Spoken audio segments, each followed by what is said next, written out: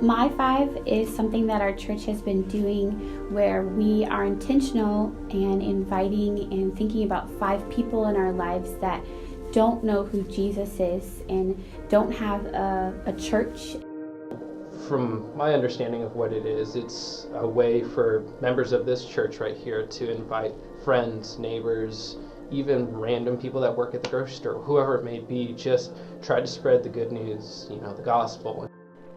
I think it's the idea that we're making a conscious effort to bring people in, and not just to get them in the door like, oh, we've got numbers showing up, but the idea that we can also bring them in and be part of a community with them and have fellowship with them. It makes me aware that we have to be making disciples. It reminds me that that's our job, because you go through life and you just do your thing, right?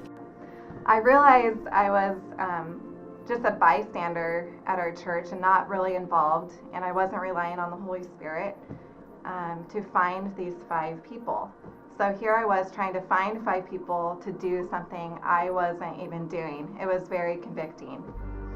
I would say I'm in the building relationships stage, specifically because the majority of the people that I'm thinking of are neighbors that we are still slowly getting to know. The neighborhood we're in is a lot of closed doors and basic head nods, so it can be hard to kind of get past that to get to know anybody. I feel like it's only natural for Christianity or your relationship with God to be a personal thing, and it's challenging to transition that outwardly to other people, not thinking about it only in terms of your relationship with God, but how you can affect positively other people's relationships with God. So when you're trying to tell someone, those own words of truth re-edify themselves inside you. And that was something that I was not expecting, and that I think has been the greatest benefit. I feel like for myself, I've been able to connect closer with God from trying to connect God to other people, knowing that He's doing the work and I'm just trying. I'm praying, and I sort of am more prepared now that we had this mission of My5. Prayer can assist with helping you get the confidence to actually invite them. It's not enough just to build a relationship. You actually have to invite the person too, which is probably a part that people can easily be stuck on. Sometimes it's easy just to have conversations with people, but the last step, just actually inviting them to church, can be pretty difficult.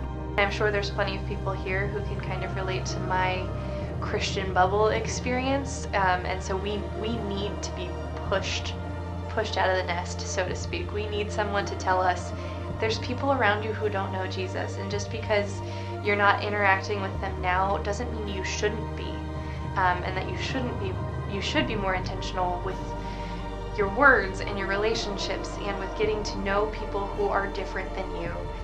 It's definitely changed my conversations and how I talk to people. It's definitely changed the way I engage with others about my faith, the way I talk about it, the way I engage with church is different than I ever had even when I was young.